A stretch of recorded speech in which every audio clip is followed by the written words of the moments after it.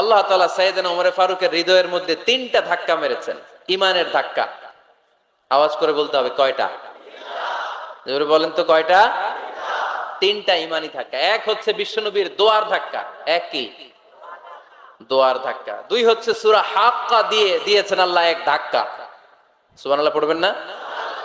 3 হচ্ছে সূরাতু তাহা দিয়ে আল্লাহ দিয়েছেন আরেকটা ধাক্কা।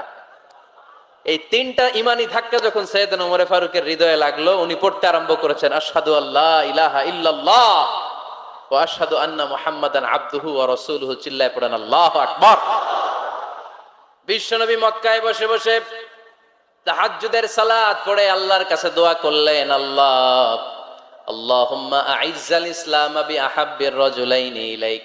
ও আল্লাহ, 2 জন লোকের নাম বলবো, 2 জনের দরকার নেই, এই 2 জনের একজনকে আপনি ইসলামের সুশীতল ছায়া তলে এনে